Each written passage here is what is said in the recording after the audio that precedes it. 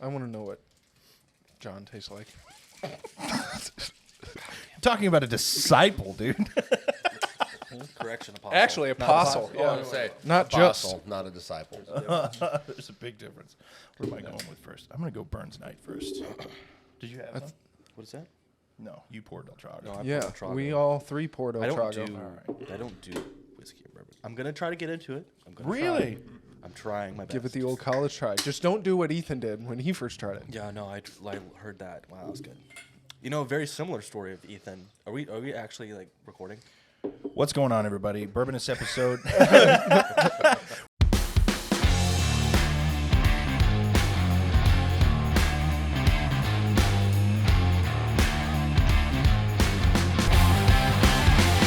Wednesday wind down number 3. We've got Adam. Dan. Oliver. Dan. Chris? Yeah. What's going on? We're sitting. We're. It may be a Monday, but we'll pretend it's Wednesday. It'll be a Wednesday when this drops. So anyway, similar story you were telling about. Oh my gosh, I'm sorry. We're drinking El Trago by Una Vita, or is El Trago its own thing? El Trago is its own thing. It's One Life Spirits is the One Life Spirits is is the company. Is the company. The holding company, but El Trago is its own thing. Gotcha. And you were on the forefront of that, correct? Yes, first employee. Oh, right on. So was with them for 4.5 years, and then just left in August to do Vita Oh, Nova. this past August? Yeah. Oh shoot. Left to do Vita Nova full time. So Vita Nova we're still in good. We're still in good standings. I love them, and I still support their product. So Well, he'll be all there good. at our next Billy's recording. Zach will. Awesome. So I hope you're in good standing. Yeah. No, we are. Don't worry. He'll be smoking to James. That's his favorite. Yeah. But like I was saying, very similar story to Ethan's first time drinking whiskey. Whiskey, yeah. Was not his first time drinking tequila, but his time drinking tequila with us. So I have a really bad habit of me being in the industry for 4.5 years. Built up a very big tolerance to tequila. Mm-hmm. Great thing to have. Good Sure. little party trick. Yeah. But Ethan does not have that. Ethan doesn't really drink that much tequila. He's obviously a bourbon whiskey guy. Yeah. Very different. So we went to Start Bar, one of my favorite accounts in St. Louis, for Mira's birthday. So it was me, Mira, Andrew, Ethan. Got bottle service in the VIB booth. We bought like 2 bottles. Ethan proceeded to drink one almost whole bottle by himself. And then me, Andrew, and Mira split the other bottle. And Ethan's just sitting there, vibing, you know.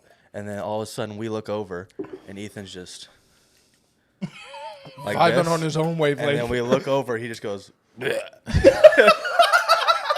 throws up on us. I'm like, oh god.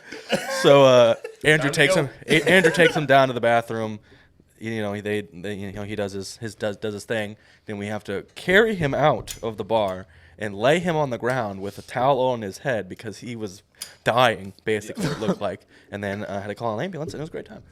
He wasn't wearing matching pajamas this time, was he? No, he was not. No. Did you hear that? I do have a picture. I do have a picture, and I will share it with you guys. You don't have to show the. Oh no, I won't. Because this is just an inside joke for me and Ethan, but I don't want to share the. Well, it'll be public because I'm doing an apostle, Ethan.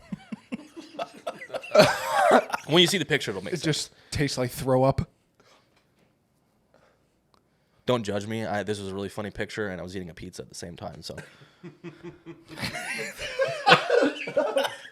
Oh my god. He holds a piece of pizza, and he's in the. I'm ditch. literally holding my pizza, and Ethan's dead on the floor, and I'm just Got both. Good night. good night. Yeah. But it was a great time. I had a really good time, and me and Ethan bonded that night, and we've been friends ever since. So it was a good time. Nice. Did you hold his hair while he was throwing up? Nope, I didn't do anything. No. That was my account, so I had to be like, hey guys, please don't kick him out. You know, he's fine. We're gonna get him help and all that stuff. But yeah, it's all good. I was smoothing the waters. Yep. Ethan's like ruining your business account. It'd be very hard to ruin a business account, but that did not help. Yeah. When you're vouching for people, being, oh, they're cool, let them in. You know, I don't have to pay covers or anything like that. So Yep. you gotta stay in the lane. Well, while we're on the topic, what got you into tequila? You remember? No, it was just really Zach and Bryce. I had a marketing company at the time, and they were like my first like real client. I just Right. did weddings and automotive stuff on the Okay, side. yeah. And they were my first like clients, but I didn't get paid, which was fine because I wanted to grow my portfolio. Sure. So did some stuff with them. Met Zach at Narwhal's in St. Charles for the first time. Nice. Had a little chat, and then rest is history. I met him in July of 2019, so it's been like four and a half years. So One Life isn't that old. No, they launched. I think December. No, not December. Like beginning of 2018, 2019. Okay. And yeah, Right on. I think they started it in 2017, but they didn't launch Okay. until like Yeah. 18 or 19. Well, I would assume it would take some time to build up your portfolio and what you want it to taste like and all that stuff. Yes. So Zach had the one up on already working for a previous tequila company at the time, and then Bryce had a Bloody Mary mix company, and then both their wives were teachers, and they lived in Colorado at the time. So when their wives obviously knew each other because they were teachers, and Zach and Bryce met each other at a function, and then just started doing like Bloody Mary events together because he had the Bloody Mary mix company, Zach had the tequila, and then wanted to buy the tequila company that Zach was working for out. And then that didn't work out, so they said to fuck it and start our own. Right on. So then what got you into cigars? My dad smoked cigars, so when I turned 18, I had my first cigar. My dad loved like Romeo and Juliet's, so that was not my first cigar. I just knew he liked those cigars. Sure. My first cigar was an Oliva Serie V Double Robusto. Whoa. That's a hell of an entrance. That's a hell of it, yeah. So a good start. I didn't know the differences between Connecticut and Maduros and Habanos and all that. I didn't know the difference. So I just was at Aiello's looking around. They had that whole cabinet of Olivas. Looked pretty cool. I said, I'll smoke that one. Smoked it halfway through, threw up. Yep. Second time, smoked it. Got to 3/4 of the way through, threw up. And then the third time, smoked the whole thing, threw up. Fourth time, by the time the fourth time came around, I was doing fine. Yeah. I could smoke the strongest thing and still be fine. So even to this day, I can smoke a Maduro on an empty stomach and not have anything happen to me. That's a talent. So Yeah. I smoke about probably 6-7 Maduros a day. Well done. And so You guys Yeah. are talking a lot about throwing up. I hope that's not the case of the day. hey, you're drinking with me. Honestly, And smoking a cigar on an empty stomach, we might be in trouble. the night is young. We'll say that. take turns. Exactly. Right there. Right in the center. So then, yeah, so your dad smoked cigars, and then you got into them, and then when did you decide, like, because you were with Una Vita, Yes. and Sorry. you're good. Yeah, so when did you decide to, like, fully integrate yourself into the cigar world, create your own, whatever? 'Cause I remember you telling us, like, it took a couple years, Yes. because a lot of bumps in the road. Took about a year and a half, 2 years to launch it. So during the pandemic, obviously being with Una Vita, we were a majority on-premise account. So on-premise is bars and restaurants, off-premise is liquor stores. Yeah. So we were like 90% on-premise. So Yeah. a lot of our business closed down. So we weren't doing that much. So I kind of wanted a different avenue just to fill my time and still make money. So I got a part-time job at the Hill Cigar Co. And that quickly turned into a full-time job for about a year and a half, 2 years, something like that. I think it was 2 years. Part-time for a year, then full-time for another year. And just got integrated into the retail side of Right. the business. Loved that. I've already was smoking cigars for years at that point. And then probably in the middle of that, I just said, "Fuck it, I could probably do this," because I'm one of the only people in my family that's entrepreneurial besides my dad.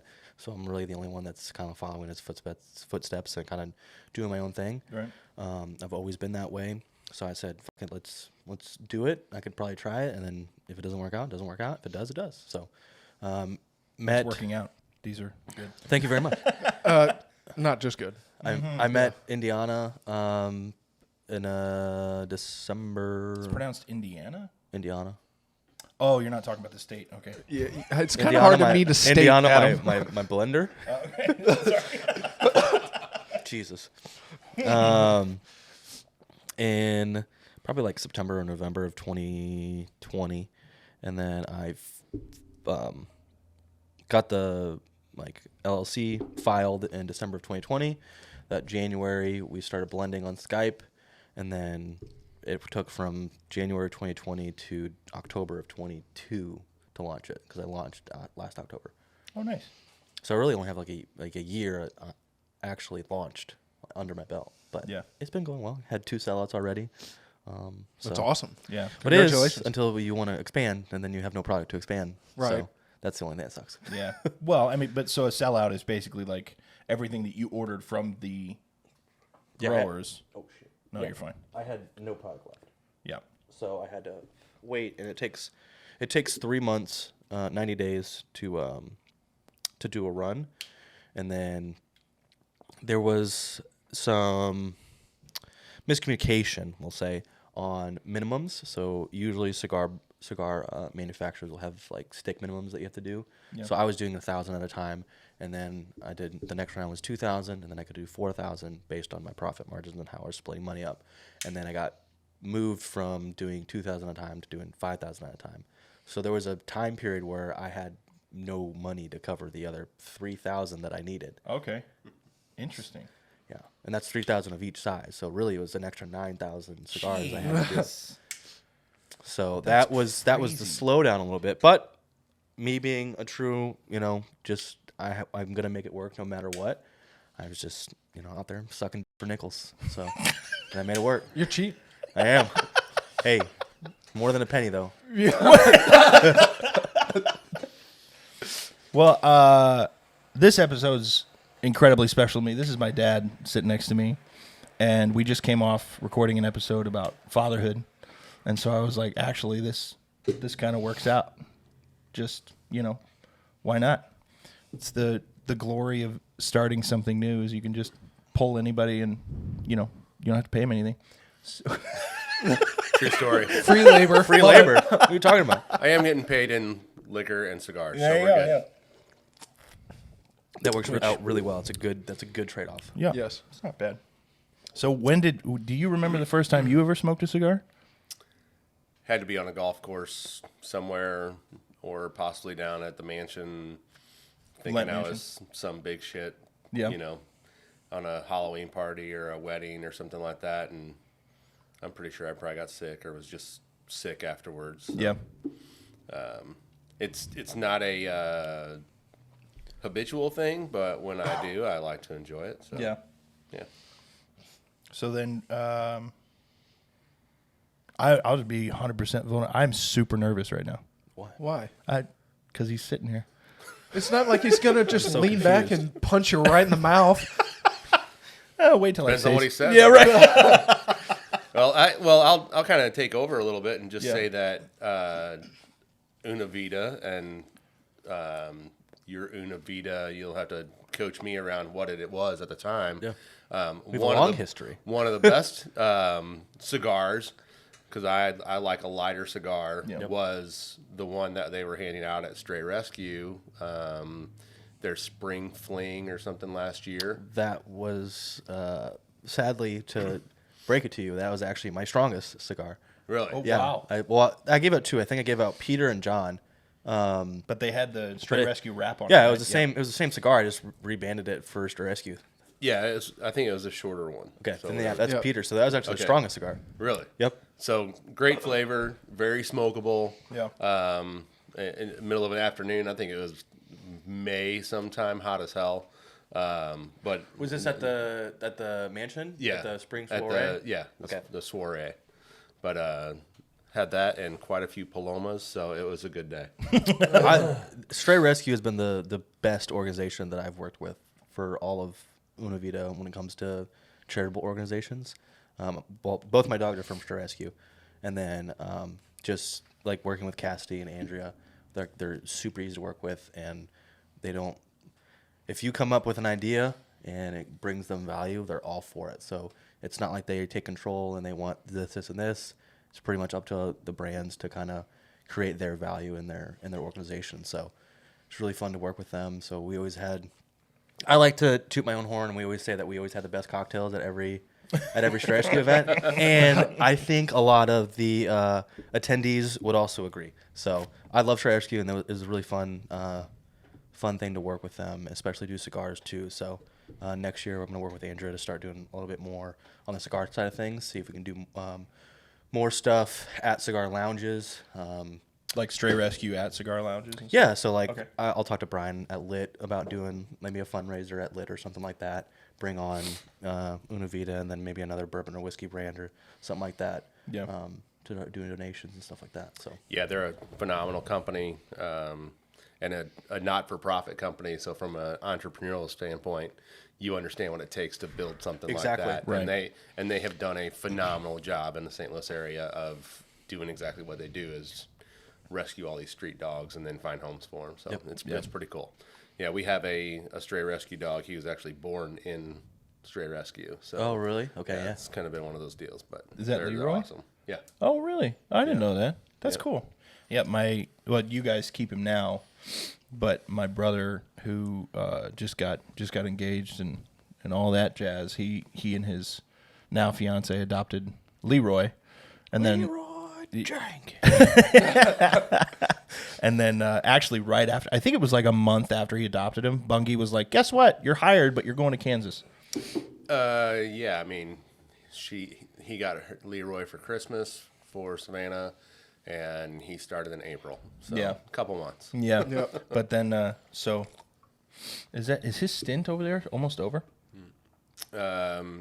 Yeah, we can talk off air on that. Did you foster fail any of your dogs, or is that just you knew you were gonna adopt? Both my dogs were well, no. Leo was a foster fail. Luna we adopted. We have fostered 4 or 5 in the last, I guess, year and a half, something like that. And we have not failed because I will not allow us to fail, even though I would love to fail. Marine. But there's only so many that you can have. Exactly. I think if that Powerball comes through today, 100%. we would buy a big ranch or something actually right behind us. We're on the same page. And That's my goal. We would adopt all the dogs and treat them like kings and queens. And The only dog that I'll very ever same. own will be a pit bull, because I love them so much. Leo was my very first my own first dog, and he was a red-nosed pit, and so we foster failed him about 3 hours into getting him home, and then and then Luna was like, she's an exotic girl, so she's from St. Thomas. Okay. So coconut retriever, I think, is the breed, but they're like a breed of pit bull, specific to St. Thomas, I think. So Like St. Thomas Island? yeah, Island, St. Thomas yeah. Island. Oh, Yeah, that Jeffrey Epstein kind of stuff. But she was. Wait, she, what? she's been to his house. It's fine. No. She was the one trying to raid the compound. Yeah, there you go. Yeah. So I would say that would be another episode, if you will, and maybe find 2 or 3 other individuals who are in your same camp with the pit bull deal. Yeah. They have such a bad rep. Oh my god, It's it's Oh so my bad. gosh. 100%. And my other son has owned 2. And so Leroy's pit bull. They had Roxy, who is also a pit bull. And Roxy had every reason in the world to be a horrible dog. Yep. She She was still abused. loaded with shotgun pellets from a farmer shooting her. Obviously, she was probably doing something that she shouldn't have done. Yeah. But when you're on the run and you've been astray for months, Yeah. you do what you got to do. Yep. And she was the kindest, sweetest, most appreciative dog you could have ever had. Their nicknames are literally babysitters, because Yeah. they Yep, and this the is nanny dog. Yeah, this is very true for Leo and Luna. Leo loves everyone. It doesn't matter if you're a baby or if you're an adult. Loves every single person. Luna does not like toddlers, but she loves babies. Interesting. And adults, but like the toddler range, like any from like 3 up. Right, She's she's like, too no. busy pulling on her ears and stuff like Yeah, that. they're a little bit more curious. Leo is just so big, he doesn't really give a shit. But I think Luna's a little bit more protective of Leo and protective of us. So she's like a little more hesitant when they're like her size. But Yeah. like babies loves. Interesting. Well, I'll never purchase another dog. Yeah. But Oh, only when adopt. my wife and I got married, You know, you got to ask that question: are you a dog person or a cat person or whatever? We're dog people. And then if they're cat persons, you don't marry them. Right. Into that. See yourself. And I said, look, we can have as many dogs as you want. My one rule is they got to be boxers. I grew up with boxers. Well, actually, I grew up with a boxer. I watched my dad beat the living shit out of this dog, throw it in the back of the station wagon, drive it 20 miles away, dump it on the side of the road. Jeez. And a week and a half later, do you know where that dog was? Home. Front porch. Right at our front door. Yep. And I'm like, that dog is so committed to being there that's the kind of, I mean, I used to ride that dog. That's how big she was. Yeah. And never, no issues, no nothing. So we have had, we are on our 7th boxer. Yep. And we have rescued the last 2. Got it. Yep. Our oldest one is she was a breeder bitch that had C-section in her last delivery, and they wouldn't breed her afterwards. Which, if you're a breeder and your dog has a C-section, you should not breed again because it's likely to happen again. Yep. And then the other one Nice shot. is Livy, who is 4, just turned 4. And somebody contacted me after one of our other rescues had passed away like 2 or 3 weeks earlier. I was not in the market for a dog. I was not ready. And she's like, yeah, but you got to look at these pictures. And fawn, beautiful, skinny as hell. And basically it was a Christmas gift. And then she grew up and they're like, oh yeah, we didn't want this. We wanted a puppy for the rest of our lives.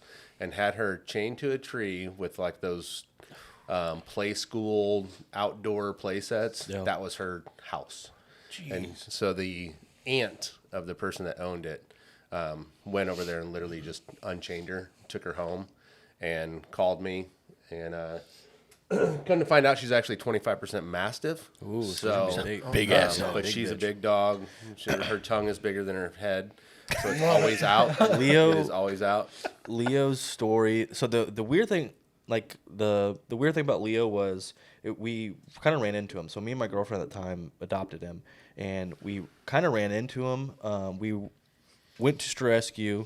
We had 2 dogs in mind that we wanted to adopt, and then we saw them. One was like this really little thing that was like, its name was Toothless because it had no teeth, and so its tongue was just flopping around. But it was hilarious. gummed It was everything? just, yeah, dude. It was so funny though. It was the cutest little dog ever, but it was too little. And then another one was a massive, a massive pit bull that had to be an only dog in the home and was not pet friendly or people friendly. So we went back to the back room in rescue, and she went over there and was like, "Oh my gosh, you're so cute," and just like started barking and like growling, and we were like, nope, not doing that. And then they were like, oh, we just got one in. Mm-hmm. Do you want to see him? I said, sure. So Leo comes in, didn't give a fuck about us. Just started sniffing around, just like would come see us and then be like, yeah, never mind. And then go around and we're like, that's the one. Because he was so chill and so lazy that it was perfect. So we brought him home that day. And I guess his story was he was left under a porch crated for like 3 months. And he was a baby. He was only, I think, 6 months old when we adopted him. And so he obviously hated crates.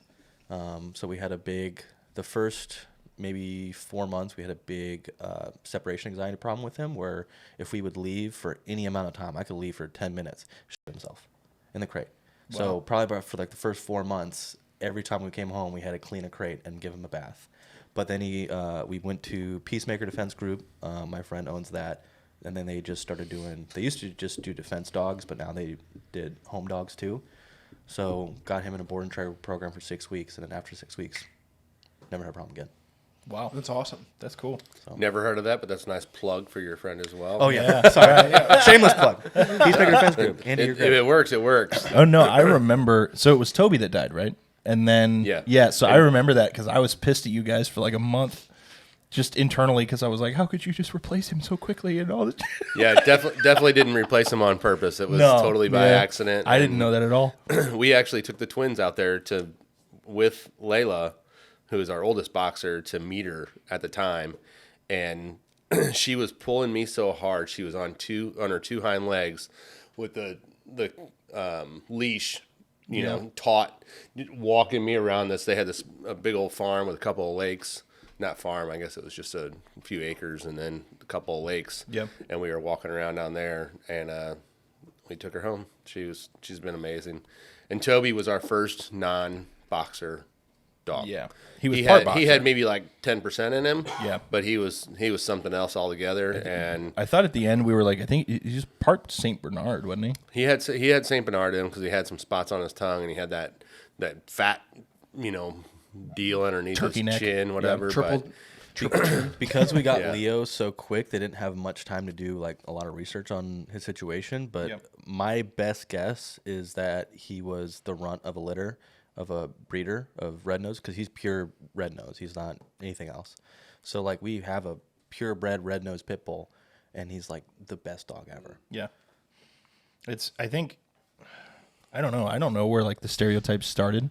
I know it had to do a lot with dog fights because Dog pit fights. bulls. Well, that's pit exactly bulls where it are, came from. I Yeah, mean- they're relentless. They don't quit. Yeah, it's not, and it's all about. I mean, it's just like humans. I mean, it's all about the way you treat them and the way they're raised and what kind of adult they become. Dogs are the same way. Yeah. You know, Yeah. they're no different than many other breeds. They have a locked jaw. Well, boxers have a locked jaw as well. Yeah. So do Rottweilers. So do I don't know how many other breeds. A lot of these power breeds. Have a lot Yeah, of them. do, German Shepherds but- do. You know, they were built Malinois. for various things. The Yeah. pit bulls were built for babysitting dogs. They are for babysitting kids. You know, they were the nanny dogs. Same thing with boxers.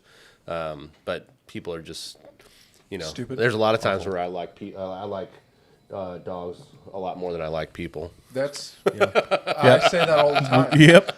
I like dogs so much more than people. You Now, Yeah. you could cut this out, but I would never kill someone. But if I did, it would be because either they touched my dog or kicked my dog or shot my dog. Oh yeah. Oh no! I was actually just about to say, listen, the two people on the face of the planet that I would absolutely love to murder would be child abusers and dog abusers. Yep. There's a special place in hell. Yeah. for 100%. for those people. Yeah. And something that kind of stands out to me is the beauty of dogs and just owning a dog in general. Yeah. My dad grew up and had a really bad incident with a German Shepherd growing up, so he's always been deathly afraid of German Shepherds. Yep. My brother, speaking about how funny things can change in an instant, my brother gets married, moves into an apartment, gets a dog, and within a year had to put it down because it got so rabid. Like, you literally Really? couldn't let it out of the cage without it biting you. Jeez. And it would just snarl, and it became so territorial of the entire apartment they were in. Yeah. It's such a sad story.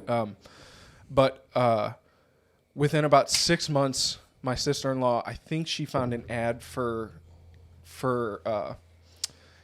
part German Shepherd, part Australian Shepherd, and I'm pretty sure she's like a mutt of just everything. Sure.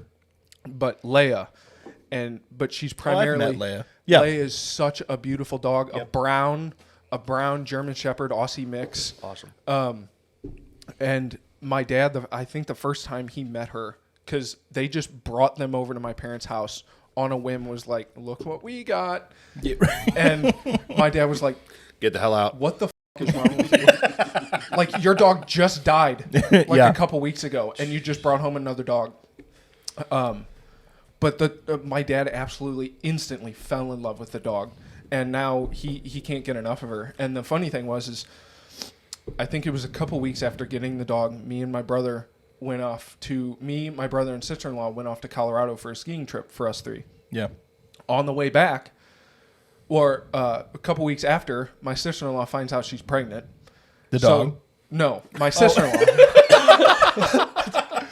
My sister-in-law is pregnant, and then a week after that, about a month after that, finds out that she's having twins. So within 2 to 3 months, they get a dog, they get a house. Actually, they moved into a house, and then found out they were having twins, all within a 4-month period. That'll grow you up. Oh, real quick. Surprise. Yeah, right. Well, it's funny how you, Pop, you mentioned, like, it's all about, it's very similar to raising children, dogs are. Because, like, you could be the nicest person in the world to a cat, and they don't give a fuck about who you are. No, I've met one friendly cat in my life. Like, and I've met a lot. animals. I've met a lot of cats that like just don't care. They're just like, they come by you, they rub on you, and then they leave. I've met one cool cat. It was across the. You remember Monty? Yeah. So Monty was a stray cat that my neighbors across the street had fed him once, and then he just kept coming back. So they kept him. Yeah. So they had no idea how old he was. He would go out and he would kill things and then bring it to the front porch and drop it as like look what I did. Yeah, like he was the only cool cat I've ever met. But dogs, like it's a testament to who you are, the way that they act, and it's the same as like so the twins you were talking about, my kids, like. It's the same as when they act up in public and then on the way home, it's like an argument. They're like, why do we have to? We're just having fun. And it's like, but who you are is a testament to who I am. Who you choose to be and the actions that you take is a testament to what I've done in my home. Right. Right. And Absolutely. So if you're a little shit, right. that shows that I'm a little shit. Yeah, exactly. And so I'd like to transition into that. We don't have to go too deep, but what was it like raising me? Adam's Can going we to take a start crying, timeout? by the way. Well, because I had a lot of, to be honest, a lot of therapy and a lot of time of reflection after being a dad, of like, because I find myself. I told my wife this the other day. I said I find myself doing a lot of things that you did when I was growing up, and I hated it at the time, and I became a little shit and tried to fight you every step of the way. But the reality is. I feel like I turned out like a decent human at least. I mean, I think that's that's being a child in general. I think that some of the extremes that we dealt with were the challenging things. It wasn't anything different than what any other family deals with. Hey, this is the way you behave in public. And when I say that, I say for those people who find it important, because there are other people that are just like, oh, they're just being kids.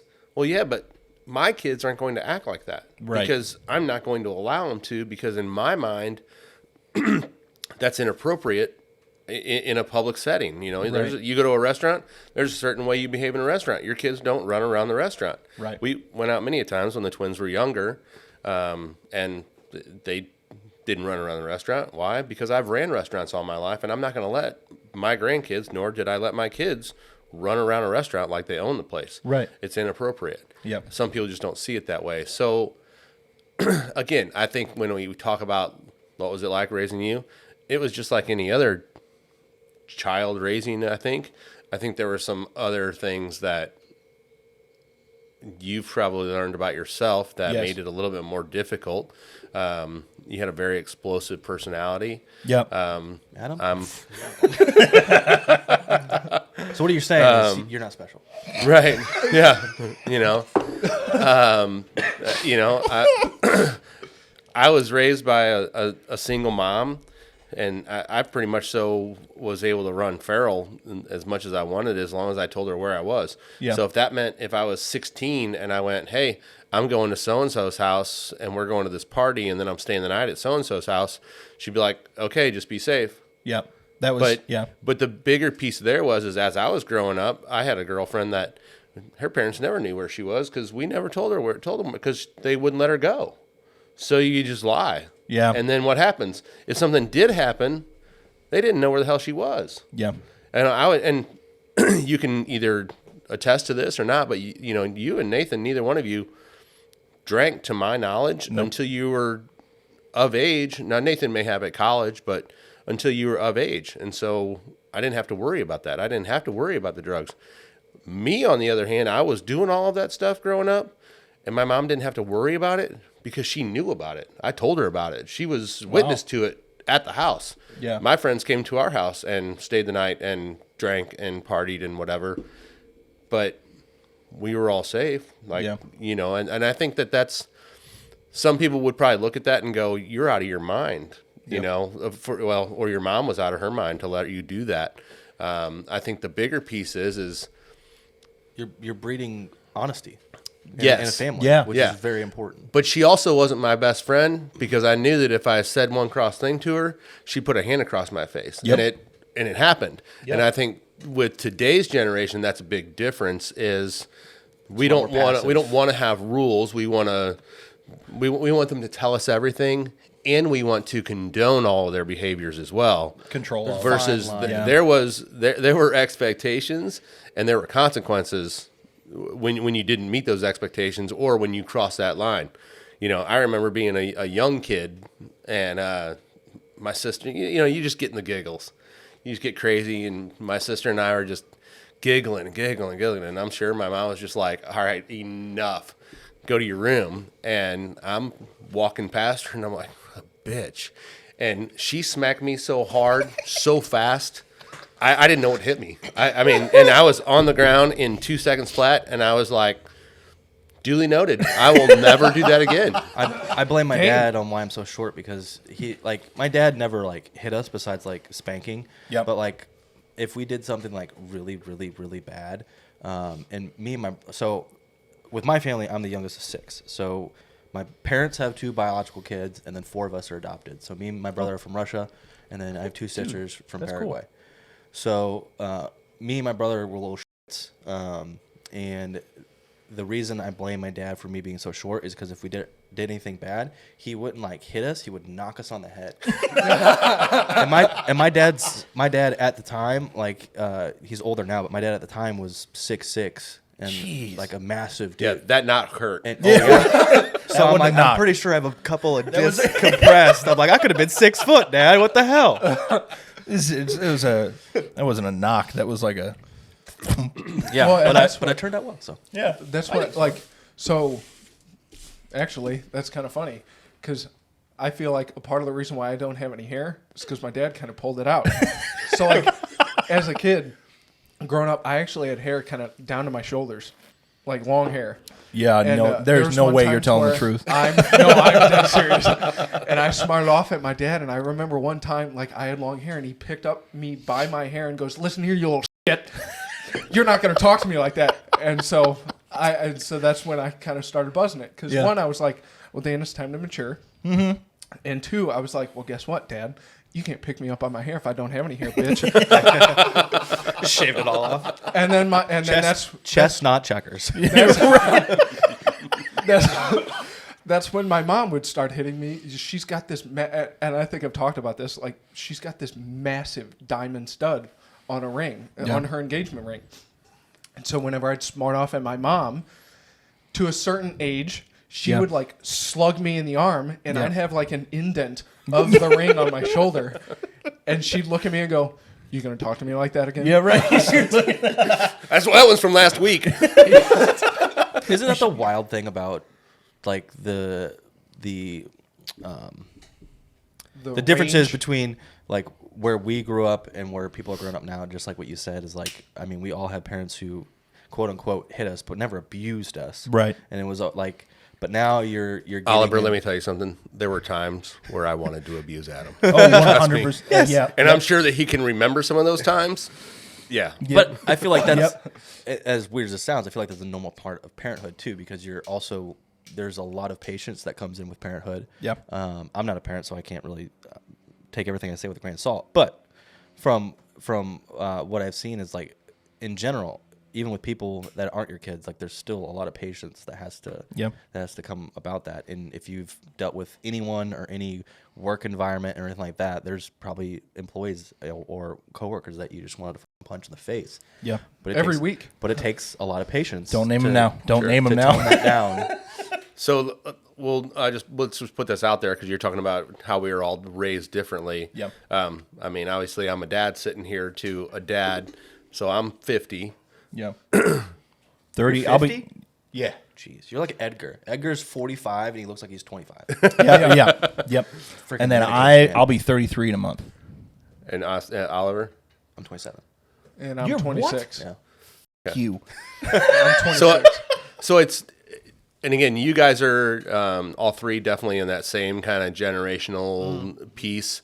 I'm obviously old enough to be all you guys' parent. But then you think about, like I spent the last couple days with my wife's family, her dad yesterday and her mom over the last couple days. And again, this afternoon we'll be there, and you think about the way they were raised. Yeah. And it's a Much much different Very. generational piece to it as well. And those were the generations, especially depending on where you lived and where you grew up. You know, her dad, who grew up on a farm, you know, you'd have to go get your own switch to get your ass beat. Yeah. Yep. And the last time someone tried to do that, Adrian Peterson, he got kicked out.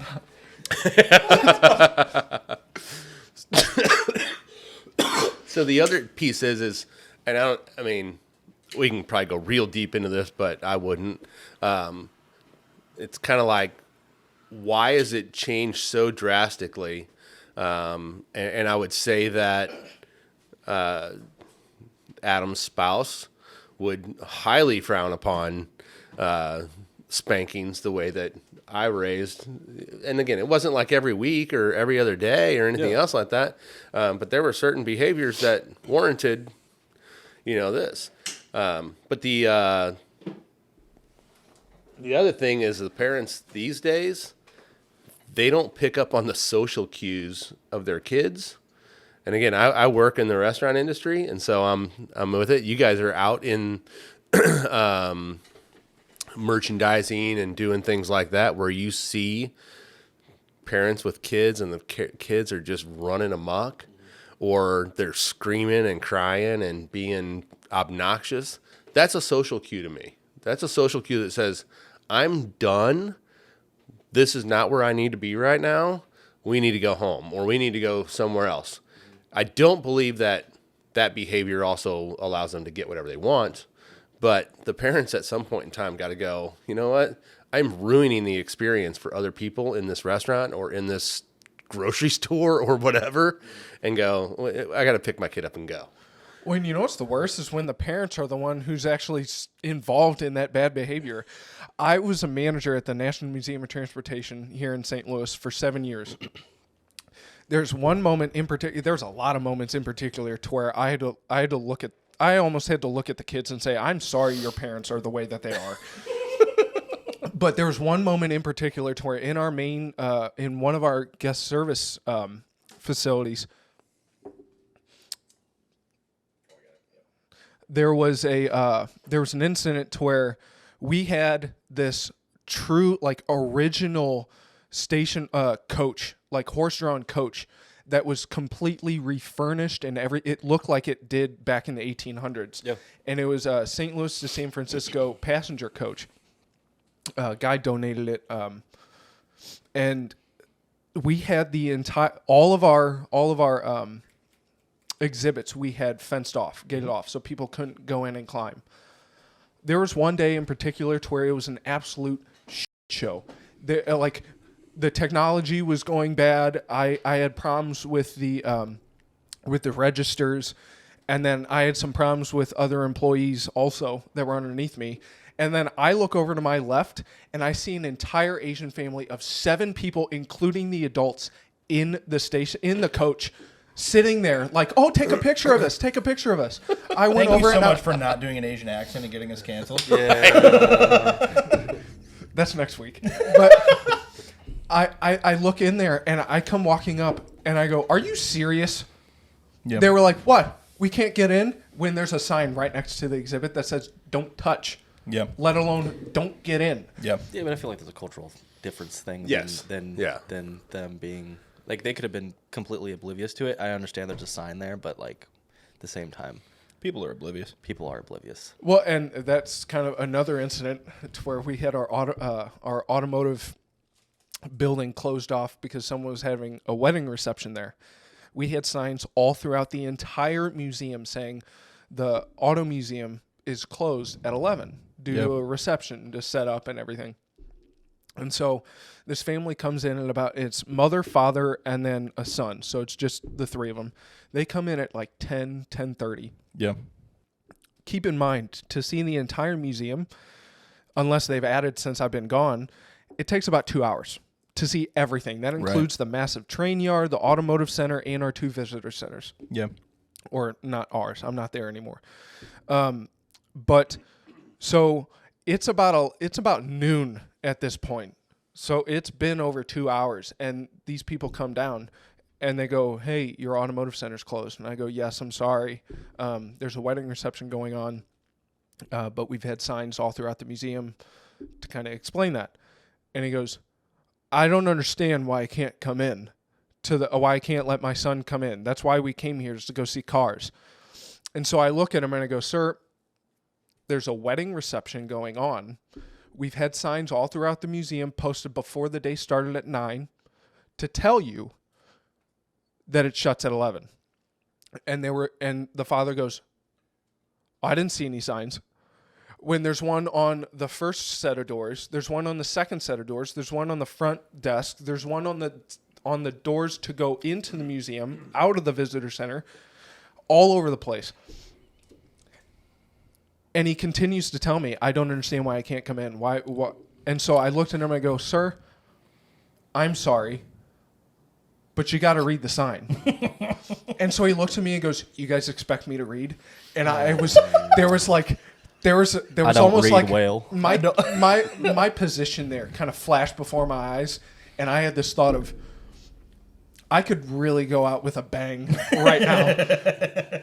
But I look at him and I go, sir, yes, it's a museum. You're expected to read. Yeah. And so he looks at me and, gives me the whole, I need your name, I need your boss's name and phone number. And I give it to him. And then he goes, all right, well, you know what? I want you to look my son dead in the eye and tell him why he can't go into the automotive center. And his son was like, Dad, please stop. I just want to go home. I'm done. Like, I could tell that was the face on his son, who's like 9. And so the kid comes up and the father's like, you ask the man right now.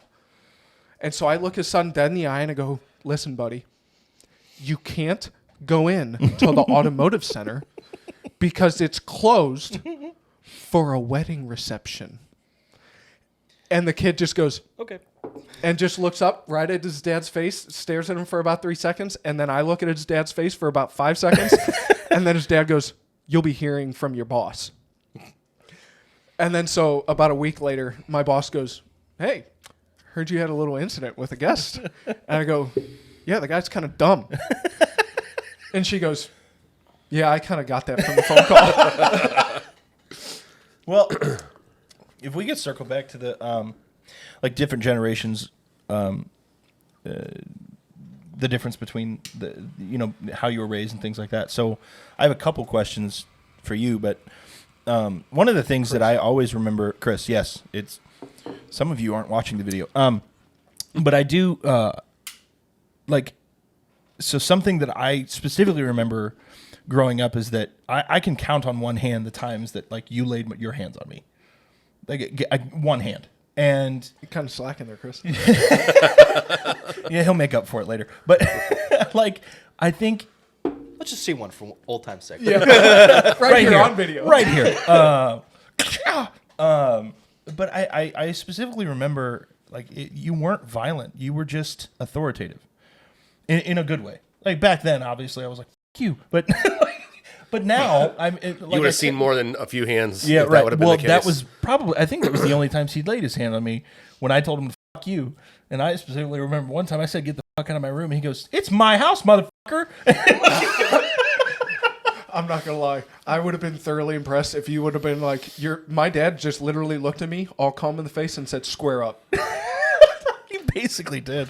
But no, we came close a couple times. Yeah, no, 100%. And but we talked about this recently in a recording, but it's all about the way that you present yourself to your kids. So I told a story recently of how so Kate has anger issues like I did, explosive issues like I do, and I'm working through them, but it was nice, well said. But it came down to. Because I would yell and I'd try to show my presence by my voice, and she would just yell louder. And I think that was a lot of our arguments is that was a ton of our arguments. Yeah, it was I'd get loud, you'd get louder, and it would just go back and forth until we were screaming at each other, and then it would just end. Well, then your mom would step in and say, "Would you stop?" Yeah, right. And then I had to be the grown adult and stop, even though I wanted to win. Exactly. Well, and then it was because I'm the adult. I should win. Dad always beats the son. In later years, Nathan would be at the computer. Do you remember he would like turn up the music like obscenely loud, just to be like, "Shut the f- up," or whatever. Yeah. But it was, and so like there was one point where Kate started getting physical with me, And I had to, and I very calmly just said, all right, it's time to go to your room. You're grounded for the rest of the week. And she would scream and yell and she wouldn't move. So I gently took her hand and like led her down the stairs, and she like took a swing at me, and I caught it, and I looked at her dead in the eyes and I go, please. And she just, in that moment, it was like, I get it.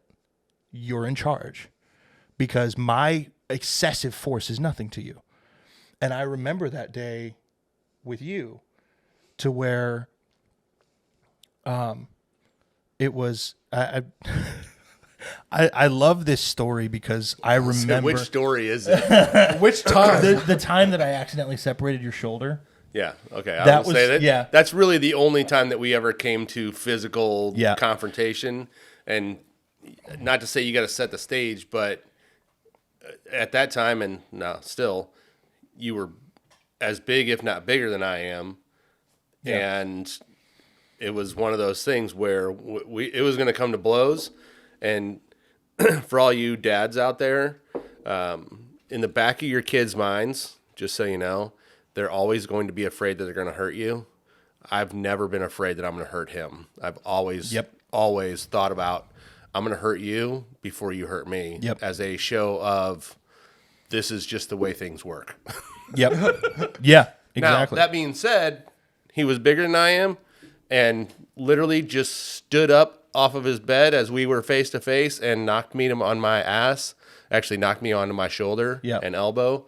And I think I may have separated my shoulder a little bit. That was the day before Thanksgiving. Still have the dresser that has a cracked drawer on it because I went in there and punched it and then went for a walk. So, yeah. But that was a good day. But it was a good day. But Lots it to was be thankful holidays for. bring out the best. what's funny is Lot to be you and I have thankful for. never talked about this and my aftermath, because I cried because I know that was an accident. I didn't hurt him on purpose. Good. Yeah. But I didn't. I hurt him on accident. And I remember from that, I don't think we fought from that day. I think we had words a few times, but I don't think we ever fought from that day forward. And it was that moment, that clicked for me of, I may be bigger, but you're stronger in every other conceivable way. And it was his strength that got him up off the floor and to walk away from it. And it was his strength that was like, it's my f***ing house, dude. Like, as long as you and it's the old adage of like, as long as you live here, you're going to play by my rules. But he didn't have to say it. And I think that's, like we were talking about, like the generational gap of like, it's not built on prowess, it's built on respect. Yeah, and I think that's a big problem now, is that I think people are too focused on having an equal playing ground in the home. Yeah. Where there is Home, school, where everywhere. there is no like hierarchy in a home when it comes to like nowadays, whereas everyone wants to be on a level playing field, and everyone wants to understand everyone, and they want to talk through things and stuff like that, which is not a bad thing. But at the same time, if you're young and you have no authority or hierarchy in your home, then how do you expect to ever like respect or listen to anyone? Right. So as you sense. talk about that, it sounds like you've maybe dealt with some of that. Not at so all. as well, then in your thought process today at 27 years old, how do I just you see it a lot with my friends. How do you get that hierarchy? If you're a young adult, let's say you're, I mean, anymore, you could be 16 through 28 living at home, or 30 or more, who knows? No disrespect, it happens, things, and there are times where some of the parents are like welcoming to have that happen. It is what it is. But what gives you that authority or equality as a young adult in that household, in your mind? I don't think I'd be the best to answer this because I don't have a family. But when it comes to like, because if you think about it in like anthropology, and like think about it as us as like a species, if you think of the home as a tribe, I think that is the easiest way to explain it. And when you're in a tribe, you obviously have the person who's going to stay up at night and watch over everything, and you can trust that person who's up to warn you when something's coming or take care of it when it's there. So if you don't trust that person and that's looking over you, then you have no structure in your tribe. So I think in a family sense, the way that we grew up, it was more verbal and maybe a little bit more physical than today, where it's more verbal. But I think the physical actually helps a lot in cementing that hierarchy. So I think I couldn't explain to how it's going to be today, because I would discipline when I have kids. I would discipline them the same way that I grew up. Yeah. Right. So I was lucky enough. Well, I don't want to say lucky. I don't want to point any fingers here, but I was lucky enough to not have a home life that was very passive. It was very, I knew my dad was the boss, and everyone fell in line from there. Yeah. Yeah. Right. Well, and I think one of the things about that is, I mean, if anybody's ever traveled abroad or really studied any European countries or even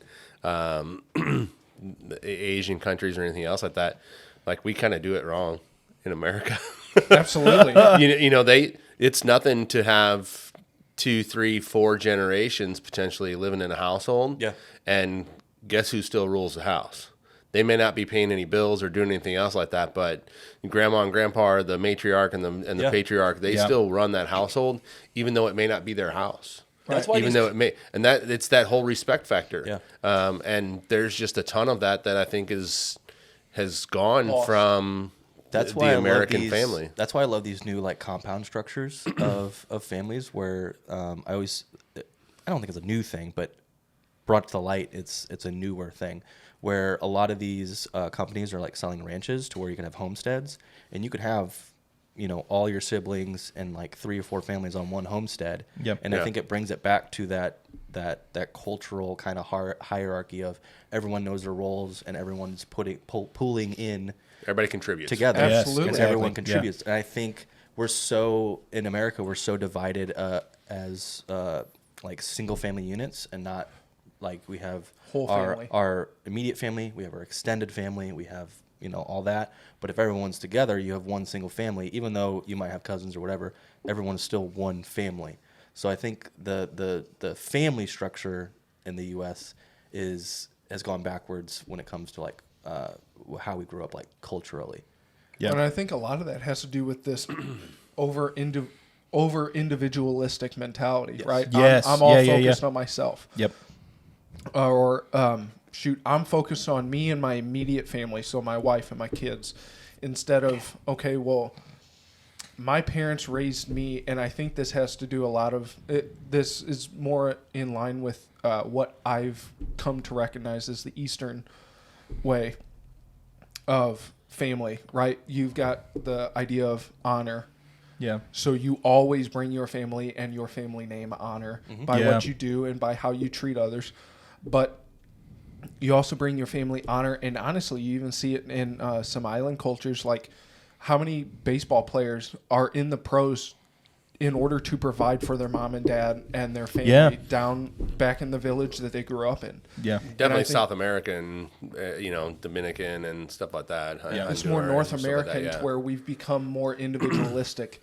And I've heard numerous stories, especially like Middle Eastern families. I've heard that the mom and dad still run the house, but all the siblings still technically live at home, and it's like this compound style way of life, to where the siblings, especially the males, go out and go earn money, and what they do is they come home and pool all their money with mom and dad so they can provide for all of the siblings, all the grandchildren, great-grandchildren, and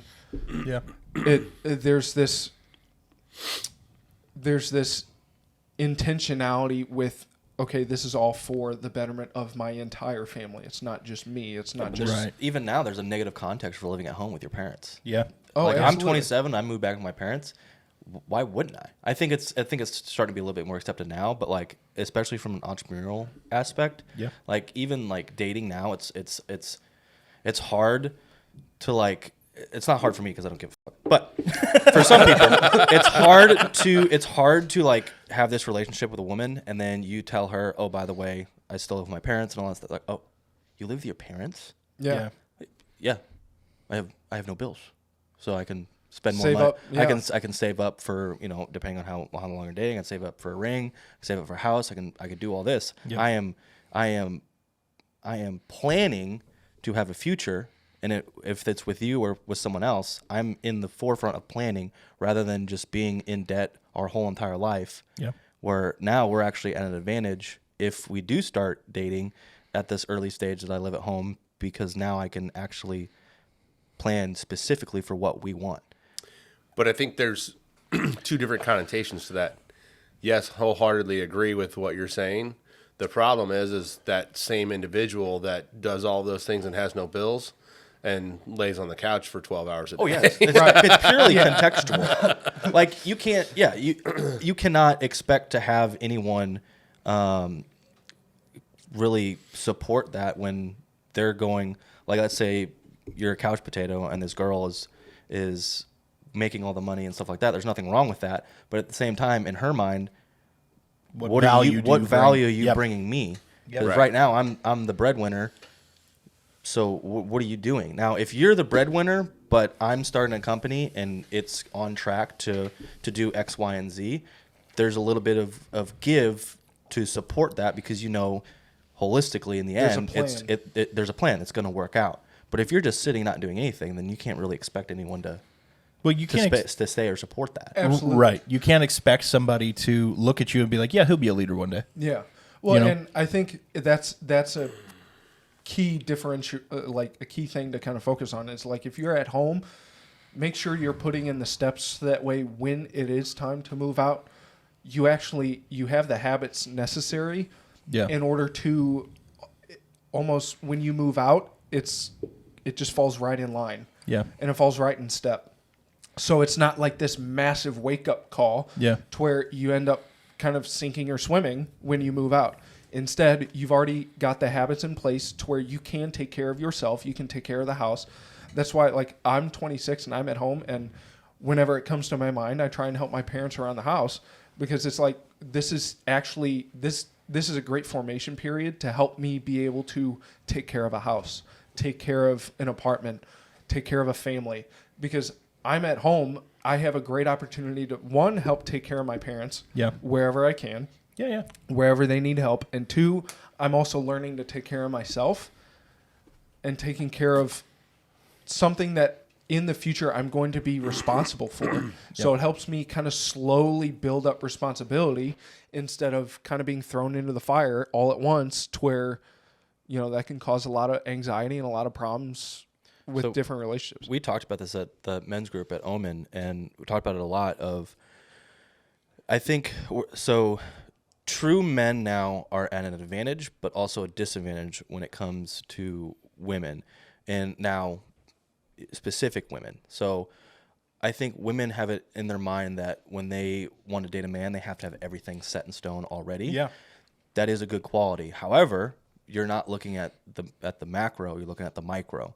So at the end of the day, if real men, even though, let's say you date this guy has everything, you know, set up, but is a little fruity and stuff like that, but then you also have a real man who's trying to provide, who's trying to, like, plan for a future and stuff like that. It might not be your ideal thing, but when shit hits the fan, you're going to find out real quick who's a man and who's not a man. Right. Yeah.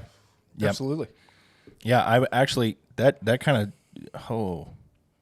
that kind of centers. So how did you become the father that you did when yours wasn't around? Well, I mean, there's a big piece of this that, I don't know, it's interesting because for you guys, my brother currently lives with me. Yeah. Has for almost 3.5 years now, not out of a way of lazy or anything else like that, but during the pandemic was furloughed. St. Louis location that he works for was getting ready to open back up. He needed to get back to work because he's married and has 4 children and needed to provide. And said, hey, I can go open St. Louis. I have family there that I could stay with, put in a few months, get that off the ground, and then go back to doing what he was doing before. And in this time, obviously, a few months has turned into 3.5 years. We've had many conversations of our upbringing. Yeah. And I'm the youngest of 4, so it goes oldest sister, my brother, my other sister, and then me. Yeah. And so as the baby, like, I have a totally different experience of childhood than I think they did. They were all out working, putting themselves through school, high school, because we grew up in the city. So if we wanted to go to private school, because the alternative was Roosevelt, Yeah. Yikes. you had to pay for it. Yeah. And mom couldn't pay for it because she was a single mom. And so we worked. We all worked. I went to work as soon as I could after I graduated 8th grade. 13 years old, or actually it was a month before 13 years old. I was working at the Lamp Mansion back before all that was illegal. Bunny. Right. And so I have this, I had a friendship with my mom that I don't believe that my siblings did, but I also had a viewpoint of my mom that she busted her ass and did everything necessary to give us what she could at that time. Yeah. She put herself through school, became an RN, worked overnight so that she could make the most amount of money and then be home at some point for us during the day. And when my brother and I talk about it, he's like, well, man, it would have been great if we'd had some guidance in our life growing up. And I'm like, well, I don't know what kind of guidance you're talking about. I mean, if you needed help making decisions, then you needed to talk to someone. But if you needed a guide on what it takes to raise a family or hard work or do whatever it takes, then you missed the boat on what was shown to us through everyday life. So that piece of it is probably a big piece of when you talk about what made me the father that I am, and without a father at home, I would say is part of it. And the other piece is just, I don't know, a lot of it probably goes from the fact that I went in the Marine Corps right after I got out of high school. And you and I talked about this the other day at the veteran celebration at the Twin School. Yeah. I'm a very basic, very simple person, and I wish more people were as I guess simplistic as I am. It's just do what's asked of you. And we're going through it at work right now and talking to people, and we're cracking down on tardiness and uniforms and showing up for work. And I was getting ready for work the other day, and I'm literally laughing to myself as I'm getting dressed. I'm laughing out loud. And I'm like, these guys are throwing a fit over the fact that we are asking them the basic, the most minute details. the most basic thing of employment. Show up on time, show up in the uniform that you're supposed to be in, and show up when you're supposed to, as in, like, don't miss your shifts. Yeah. Yeah. And yet, we're the bad guys. Mm-hmm. So, and again, it goes back to simplicity. Do this. Why? Because I asked you to. because I asked you to. Well, why? Because I'm an authoritative figure in our household or in the military or in this job. And at the basic understanding of it is if there's a certain level of respect that is earned, but there should also be a certain level of respect that is just given. Authority you can't demand respect, but a certain authority should be given a certain amount of respect until I ruin that. Exactly. Yeah, 100%. By the way I treat you or by the way I act myself, which does not lead to the same things that I'm asking you to do. Mm-hmm. Yeah. And I live my life pretty much so like that. I've told my boys, both of them, two different things. And as I thought about doing this today, I wanted to make sure that I got these out there. One is I don't get caught up in the minutia of even life really. But, if I can't do something to impact a problem, say something to impact a problem, or change the problem, I don't worry about it. Yep. Like I've literally talked about this. I 100% do not worry about it. You know why? Because I don't have time to worry about it. Or if I can't fix it, all I'm doing is creating stress for myself that is unnecessary. Yeah, 100%. You know? And so that's one thing. And then it was interesting. Last year I went on a men's retreat with our church, and one of the things I've also told the boys, and that I got looked at very cross when I talked about this, but in decision making, in business, and in life, really, you've got to look out for number one. And I don't mean step on the neck of the guy next to you to promote yourself or to get yourself out there. But as you're making decisions, as you're going through life, you have to think about things as to how does this impact me?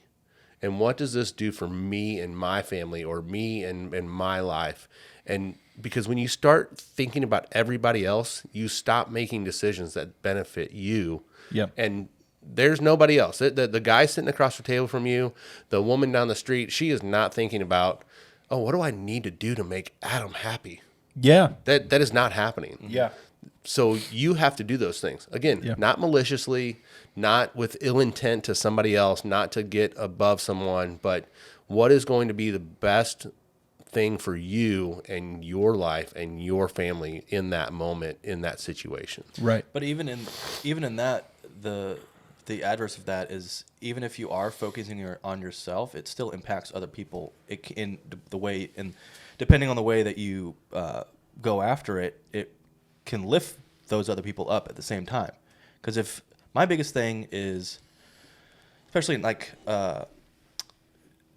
trying to hire new people, looking at resumes and just seeing how people work in our field, is like we've lost a lot of details in the small things. And I think that is the biggest thing that will set you apart for anything in business, no matter what, is detail in the small things. Because if you can't do the smallest things right, why would I ever trust you with the big things? Yeah.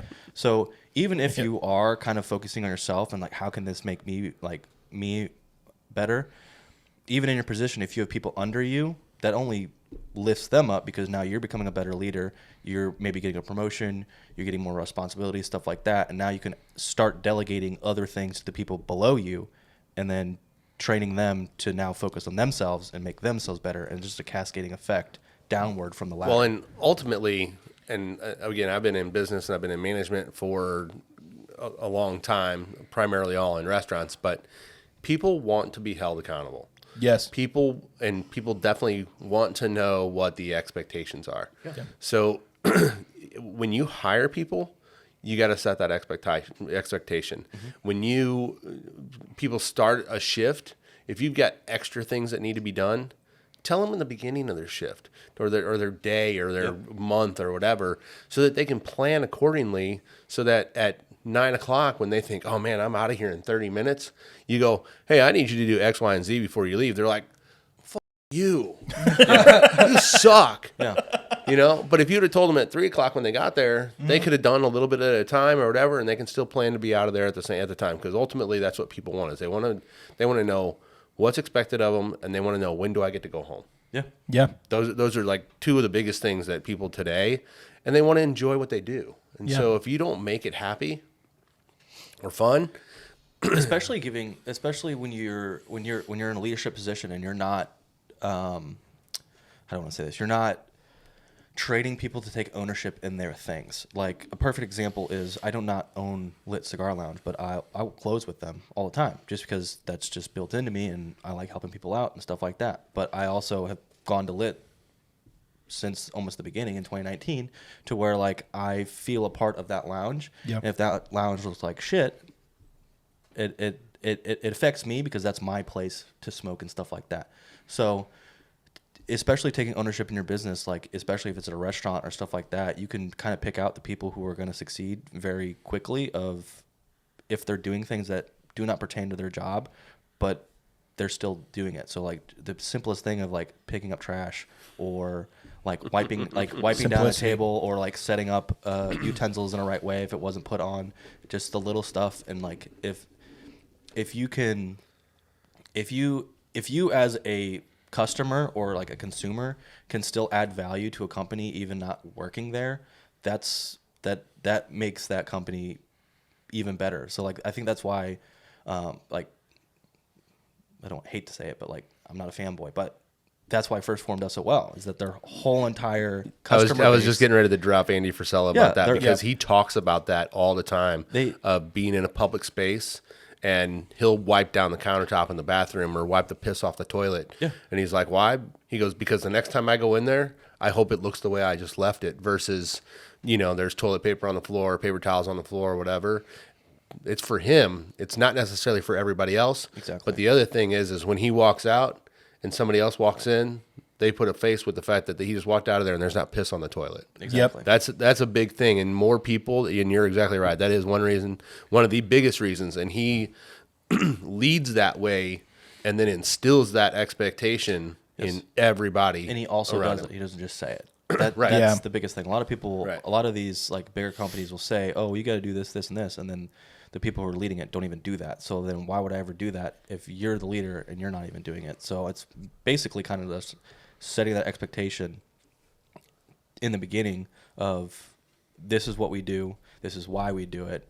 If you don't want to do it, not for you. And there's nothing wrong with that. There's Right. nothing wrong with being like not fitting a certain company or certain business. And that's like one thing, if you're going to look at yourself and do what's best for you, like there's, yourself.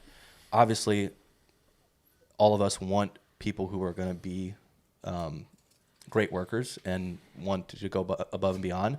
Some people do fine just doing the bare minimum, and it's not necessarily a bad thing, but at the same time, you can't go into a company that expects X, Y, and Z, and you're at the bare minimum, and then expect it to work. Well, or also wonder why you're not getting the bonuses and Exactly. the props and the promotions or whatever else is going on. Yep. There's nothing wrong with being 9 to 5, and but I think there is something wrong with not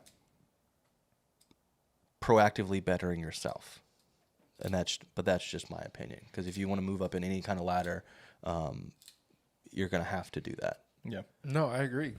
And this is something that I've talked about on a couple episodes now, but I think one of the saddest things is when people don't utilize or take advantage of the unlimited amount of potential that everybody is born with and has at any given moment. And the potential is to become the best version of yourself, so that way you can help better other people. Yep. You can help be a light to other people.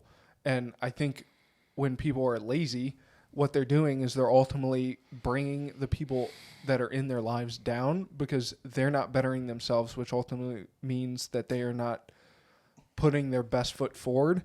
And when you put your best foot forward, you bring the other people around you up and become a better version of themselves. Exactly. Yeah. And you can't be mad if you're the lazy person in your work setting, and then I cruise past you when it comes to promotions. Like, Right. you can't be mad.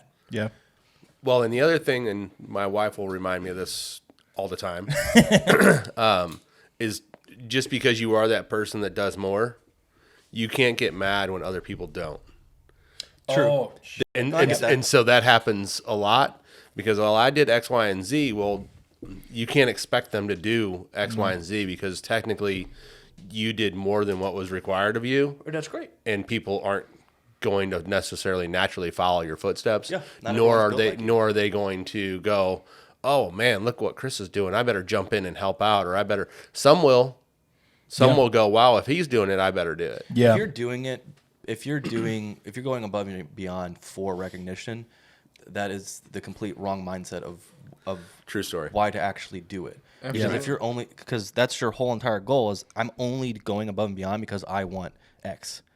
You're not going above and beyond just because it helps me as a person or helps the business as a whole. You're just doing it to gain something. Yeah. And then that's when you lose a lot of trust in people under you or above you, because it's like, well, that's your only prerogative. So why would I ever trust you with something bigger if I understand they're doing a lot out of it, but now that I know your motive behind it, I don't trust you to take on more responsibility. yeah.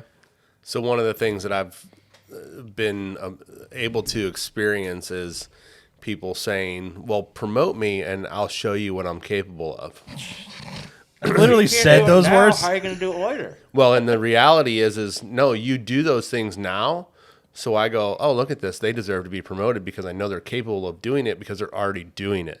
that's the difference in that mentality. And I think there's a lot of that right now of, well, why would I do that if I'm not getting paid for it? Because they want the recognition first to then go, let me show you what I'm capable of. Yeah. No, the reality is show me what you're capable of so I feel confident in promoting you or giving you bigger tasks or giving you that project or whatever it is. Yeah. It was one of the harshest lessons because I'll be honest, I didn't really set my life up for marriage. I didn't. I stayed at home, and I was that couch potato, and he can attest. I was that guy I had a job. I had a good job. But I stayed at home because I didn't have that next push of like, when do I move out? I didn't move out until I was 29. And thank you for not killing me. Like it's one of those where like, you become what you want to instill. Right? You become so like the first few years of my life as a father, I lived at home. And so you shared, you shared your home with not only me, but 2 others. And, because by the time they were 5 months old, I was a single dad. And so, and it was a harsh lesson moving out on my own because I moved into the house that, we sit in now, but I moved in with a couple of guys and even they got tired of me. And not because I was a little more cleanly when when I moved out, I promise. And I'm much better now. But it was like they had to even come up to me a couple times and be like, hey, so your kids kind of do whatever they want around here. And that's not, I don't really like that. And then I took offense to it because it's like, don't tell me how to raise my kids. And in reality, they were saying, no, it's not so much I'm telling you how to raise your kids. It's you need to step up. And those are good friends. Yeah, exactly. Because I have very few friends and I have very few people in my circle because I learned at a very young age, the bigger my circle was, the less of a person I was. If you're a friend and the less that those people in that large circle no one gave a shit about mean me. to you. Right. Exactly. No one gave a shit Yeah. about me. No one wanted to support me. So when I was starting all these endeavors, like especially like when I was came on with Vita, it was at the very beginning. So when we were starting promoting stuff, and I had a very, very wealthy circle because of the group that I was in, and I learned a lot from them, but I also learned a lot of the people I don't want to be associated with, because all these people I found out were, we'll support you, and then when I come out with something like, oh cool, can I try that? Can I get a free bottle? I'm like, well, why wouldn't you just buy it? You have more money than I do right now. Yep. So like, I'm not making any money. You make all this money, but then you want me to give you free product. Rather than now I have a very small circle of friends and I don't ask anyone to buy anything of my product. I put it out there and I have friends that buy a box a month. So it's like, never mind, maybe not a month, but you still buy sticks, and I would rather have it's quality over quantity, obviously. But like I said, I learned at a very young age of who the people that I actually want to be surrounded by. Yeah. And the people who actually support me and will actually tell me when I'm fucking up versus just letting it kind of slide by and them kind of passively wanting me to fail. Having that smaller group, it just made me a well-rounded like man in general and a better businessman. Mm-hmm. Was there anybody in your life that kind of taught you that? Do you remember? Other than your mom, I mean. Because, I mean, I remember.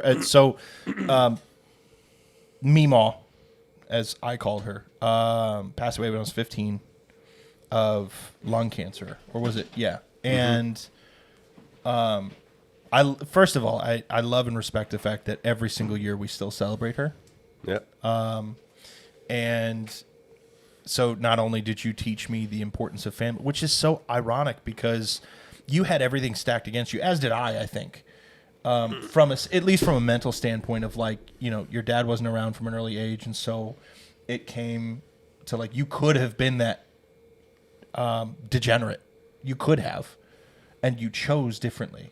And so I think it does like dip into, it's all a choice. Yeah. Of who you want to be. Like, stop blaming other people. It's who you want to be as a different. Some of that's obviously inherent, inherent, but some of it is also just give a fuckedness. I don't know what the word is. Call Webster. You sound like you know what I'm talking about, Oliver. Yeah. Right? Yeah. Yeah. I'm sorry. We've thrown a lot of names out here. No, it's You okay. said Edgar earlier, and I'm like, that's not his name. No, Edgar's one of my friends. Right. Good buddy. And so I think a lot of different things. So I remember, again, broken family. Your mom's parents are both divorced. Yep. But both remarried, very long-term marriages. I remember being at my best friend Scott's wedding, and his parents at the time were probably married, I would say upwards of like 20, maybe 22 years, which now that I'm married 29 years, it doesn't sound like a long time. But Right. at that point in time, when you didn't have that in your life, that sounded like a really long time. Yeah. And I remember going to both of them and at the reception and just appreciating them because I was kind of like their third kid because I spent a lot of time over there, and Scott and I spent a lot of time together. Of thanking them for showing me what a household and a marriage looked like. So that was somebody that I would say from a family standpoint, that really kind of I looked up to. I still look up to them. They're still married. But from a business standpoint, I think it just a lot of it stems from the Marine Corps, and there's a part of me that thinks, and I know it'll never happen, that everybody should serve somehow, some way. Yeah. Just like I think anybody that ever works in the restaurant industry should do like a week in the dish pit. Yeah. You got to go, and so you Start it earn a out. little bit of respect. Well, but also so you earn some respect for what that person does. Exactly. Yeah. They're not just the custodian at the schools or wherever. They work really, really hard, and 9 times out of 10, they don't make what they should be making. Yeah. But Your wife's a teacher. I think you understand. right, yeah. I mean, but a lot of that is just your own inherent nature. It's just like being physically fit. You're going to go through ups and downs, but there's going to be a part of you at some point in time that's just like, screw it, I can't get where I want to get, and therefore I just don't do it at all. And then there's somebody else that's going to go, I don't care how old I am, I do not want to look at like that. And because you see that every day, your mother, you know how she is. Yep. I'm inherently that same way.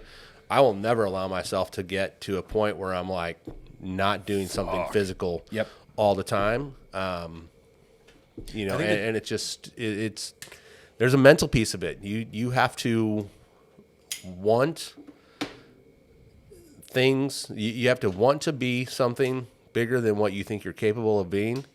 And that's where that circle of close friends, that small circle of close friends, can come into play. That's where you have peer leaders that can really push you into a different level of business. And I've had huge success in my career, and I've had fallout in my career. Yeah. And a lot of it is, so what are you going to do now? How are you gonna let that affect you? Yeah, my biggest thing, especially starting Vita Novas, and to this day, like not everyone, but there's a lot of people who say a lot more of me than I think should be said of, and I'm very appreciative of that. Yep. But at the end of the day, I don't know what the fuck I'm doing. I really don't. I started a cigar company because I love it and I'm passionate about it, and I will do anything and everything to make it work. So especially when I had those times of, oh shit, I don't know how I'm gonna get product in because my investor's getting married, so now he doesn't have money to invest in the company to kind of grow it, which is totally fine. I understand that, but I could have easily just gave up and be like, fuck it, it ain't worth it. But at the same time, I have the discipline in me to make sure this works, because my whole entire motive for this, for especially my entrepreneurial journey, is to like give back to my dad. Like my dad has taken care of our family for the whole time, and so like he's been the sole provider, and he's a very successful businessman, and that's great, and that's why I love what I do. But at the same time, I want to be that person in my family that now, when my parents are gone, I can take that over. So I will do anything and everything to make this work, even though I don't know sometimes what I'm doing. I've made mistakes to where I've spent way more money than I needed to fix a problem that I created, and I could have blamed other people, but at the end of the day, still my problem. And I think that's a lot of, like what you were saying, I think a lot of people will blame other people for their failures and not in their shortcomings, and not necessarily take a time to reflect on themselves and be like, okay, I understand that maybe someone messed up or whatever happened, but at the end of the day, it's still my problem. So how do I fix that? And then I think and this is kind of like to pivot into what you were saying. In my opinion, the easiest way to instill discipline in yourself is dieting and exercising. It doesn't matter if you exercise, if you just want to say, oh, I'm gonna go to the gym twice a day, or I'm gonna do this amount of calories or get this amount of protein in.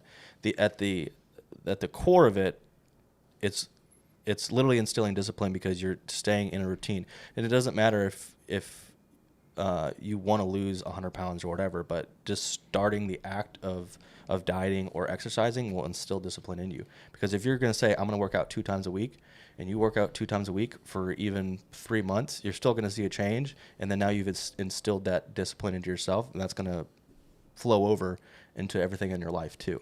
So a lot of people, when they first start out like working out, especially if they want to make a change, it takes a very long time to see an actual difference in an exercise. It takes 3-4 months to even see a little bit of change. But once you get past that 3-4 months, you're like, oh shit, I look pretty good. Mm-hmm. Same thing with dieting.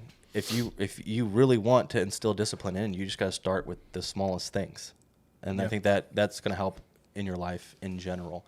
So it doesn't matter if you actually have a goal of, I want to lose weight, but just starting that action of putting in those. I think what's interesting is that a lot of that transcends into like business and your work ethic and things like that. Exactly. You know, I have always said, my mom always told me, it doesn't matter what you're doing, look good doing it.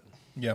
You know, so you'll never see me, never, ever, ever in my life, unless it breaks, like in a pair of pants that have belt loops without a belt on, or dressed appropriately for the situation or whatever. Didn't necessarily know if we were filming today or not, but I got khakis on and nice boots, so we're good. And a belt on. Yeah. But the other piece of that is, and you talked about either making mistakes and then what do you do to get out of them, but also I'm sure you've had some failures in your business venture or whatever. It's how do you recover, or, okay, what now?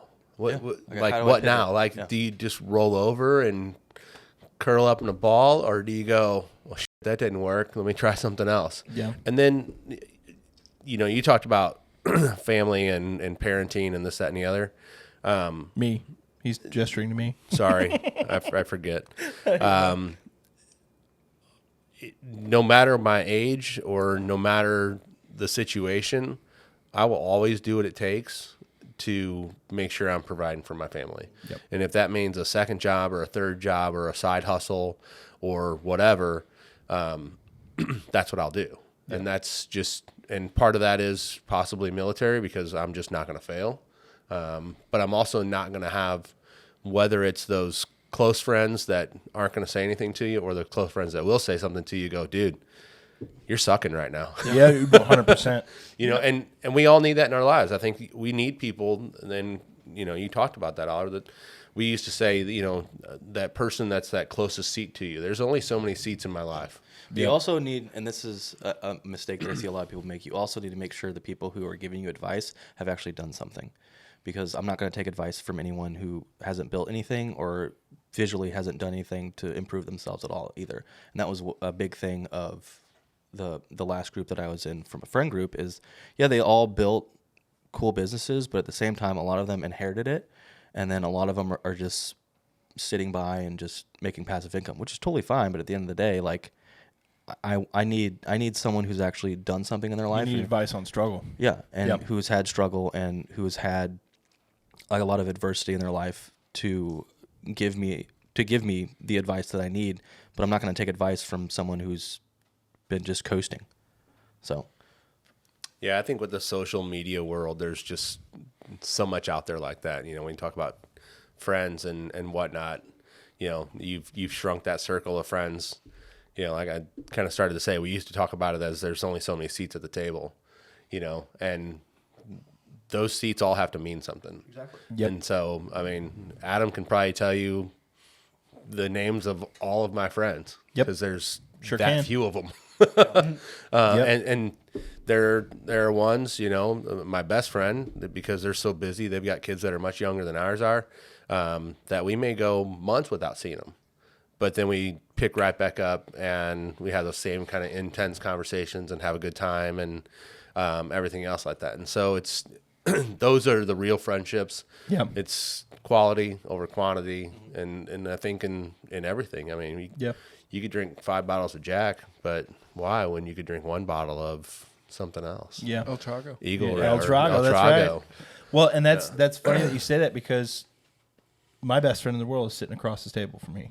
And and Dan, you are El complete. Trago? And Always there for me when I'm down. And it's funny because and he can attest to this. I chased people forever. I was attached at the hip to the people across the street. I won't name their names because that's rude, but I was, and they weren't very good friends. They weren't. It was every other week we were in a fight, and I had to earn their friendship. And Dan, one of the things that connected us is we're just very similar people, but you have a completely different life than I do. I've got 4 going on 5 kids, and I've been married for almost 3 years. And you're single, don't have any kids. That's not And bald. That's and but you know, it's one of those things where like, I've got friends who they'll call me and I'll answer, and we've been friends for a long time. And, you know, we'll chat and we'll catch up, whatever. You call, I answer within 30 seconds because I know it means something. And I think it's the same thing. Let me know how you do that, okay? Because he never answers my calls. You just, it's very unlucky, but you just happen to call when I don't have my phone on me. No, but I get it. Like I can count on one hand the people that like, if the way I see it is, I can count on one hand the people who, if they sat me down and said, "Hey, you're being a real piece of shit," I would actually care that they said it. You know what I mean? Like and obviously, honestly, you're one of them. But Your dad. He was Yeah, referencing me. yeah, his Pop's dad. You're one of them. But like, if Nathan called me or Dan called me or any of Grayson or Joseph, like any of you guys called me and you were like, "Hey, something's going on and you need to fix it," I would take notice and I would legitimately sit and pray and meditate and reflect on who I was as a person, because obviously this person who's closest to me sees something in myself that I can't see. Mm-hmm. And or something you don't want to see. That's a bigger, Yeah. bigger.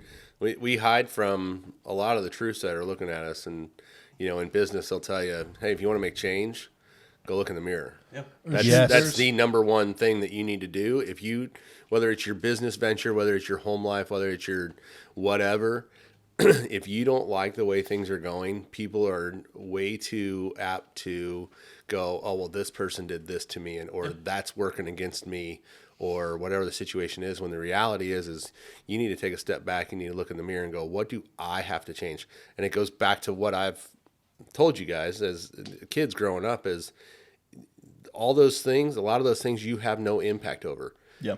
You can change the way you behave. You can change the way you react to things. That's where you start with that change. It's the same thing in marriage, from what I've heard. But A lot of people don't want to admit that they could be the problem. at least a big part of it. Yeah. Because a relationship's two-way street. So the way I've heard it is every problem that comes up, both people are at fault. One person may be 99%, Yeah. but that other person or you, like your significant other, may be 99% of the problem. You may still have that 1%, and you can change that 1% that could lead to them changing the 99. Yeah. Right. That 1% just could simply be how you're leading. Yeah. But there's there's a metal song that I've been listening to, and I can't remember for the life of me. I can't remember the name right now. But one of the lines that I remember just listening to and hearing it hit me so hard. It was being honest with myself is the hardest thing in the world. Yeah. being truly honest, which means being brutally honest. Yeah. Especially with a discrepancy with who you are and who you could be. Yeah. I had a a little bit of backstory, but my wife and I got engaged in 2020. So it was all the, like March of 2020 and everything was closed down and all this junk, and maybe it was April. I don't know. I remember the important dates, but anyway. But we got engaged at Guard to the Gods in Illinois, and like it was this whole thing, and then our engagement broke up for a time, for a couple month period. And I had a friend of mine who was a roommate here, and I'll shout out Seth, where he and I got into it, and we didn't talk for like 3 weeks. And then he came back home because he's political analyst, or at the time he was like this big, Jeff City. He lived half in Jeff City, half here, and he was trying to build his career. And he sat me. He came home one day and he goes, "Can I just talk to you? Like, I don't want to fight. I don't want to do nothing, whatever. Can I just talk with you?" And he sat me down and he goes, "Adam, I need to be 100% honest with you. You're full of shit." Those are his exact words. He goes, "You're full of shit." And I about got up and punched him. And he was like, "Hear me out. Hear me out." He was like, "The way that you carry yourself is fake. And whatever it is within you and whatever's underneath there that you need to spend some time with, you need to figure that shit out. Because everyone else sees you as like this." He described it as like a used car salesman. He was like, "You're sleazy. You're bent out of shape. What you're selling is not real. So you need to find the real you." And then it was a couple weeks later that my wife and I got back together, because I understood that it wasn't her. It was me. It was that, because that went, like you said, it may be 99% attitude from her or something like that. Not that I'm saying it was, please, but don't kill me. But that 1% could actually turn into the 99, because you could be, it's me. Instigating it. Right. It's me, because I'm not leading correctly, or I don't know who I am. And that's okay to know, as long as you spend the time trying to figure that out. But I'll tell you, in that moment, he was a true friend. Mm-hmm. He was probably your greatest friend. Yeah, 100%. In that moment. And that's what matters, because otherwise you wouldn't be sitting here. Nope. In that format of what happened and everything else like that. So. Yeah. Isn't it wild you think of the cascading effects of your life and what you've done that has led you here, and like the people that you've added, removed, the things you've done, the things you stopped doing and stuff like that kind of made you who you are today? Oh, absolutely. I would say, not to kind of take over, but I think about that a lot. So January will be 2 years ago that I was released unexpectedly from a job that I held for 16 and a half years. Oh, geez. With no documentation, no yeah. explanation, no nothing. And felt as though I had created a really large following of Chris fans and people that were always in my corner. Yep. And, whenever you work together, they were all chummy and everything else like that. And then you get removed from that day to day, and then the phone stops ringing, or the meetings stop, or whatever. And there's probably 20 people who at that time I felt were, I don't want to say close friends, because we didn't hang outside of work, but they were good work friends that you thought could also transcend into good outside of work friends. Yep. And then you don't work together anymore, and they're non-existent. And so it's like that cascade effect. There are people who, even after they left the company that I still worked for, we still hung out, and then you start to realize, wow, we don't have anything in common. I don't really agree with your viewpoints or anything else like that. Yeah. And so you those things and how they shape you and what you find out means the most is brutally important. And I think that, like in the interim of the last 2 years, I held another job, and, apparently I was miserable and didn't even know it, but it took months of being miserable for my wife to finally say, so do something different. You're miserable. I'm like, I am? Yeah, right, Like, dude. what do you yeah. mean? What do Yeah. you mean? Well, you come home, you don't talk, you don't have a smile on your face, you know, whatever. And I'm like, okay, well, why didn't you say something earlier? Because I obviously didn't even realize it was like that. Yeah. And so it's just it's interesting, the way people come and go on your lives, and sometimes how little impact they have on you, and yet you thought that they were pretty important. Well, and that's actually a story I brought up recently. Was there's this Fortune 500 company CEO, and he's given I can't remember if it was a TED Talk or if I think it was on another podcast, but he's Don't listen to other podcasts. he's shut up. He's talking to this host, and he's talking about how he was like personal friends with Trump, and the guy was like, "Well, I planned on retiring," and I called up Trump, and Trump just kind of bluntly goes, "That is a horrible mistake. Don't retire." And the guy goes, "Why? I'll have more time with grandkids, with my wife. I'll be able to play golf and all this other stuff." And he goes, "I guarantee you, give it 5 years, I will be the only person of your quote unquote friends who will return your call." And sure enough, after 5 years, the guy calls Trump, and Trump answers, and he goes, "You were right." Because what ends up happening is like, especially all those friendships that you develop over like business and over your time over a company, like at the end of the day, most of the time, they're still just business relationships. Yeah. And so when you have nothing to provide to that other person, Yeah. they're done. When They you take cut away the contact. olive branches, they don't care. Right. Yeah. It's transactional. Yeah. Exactly.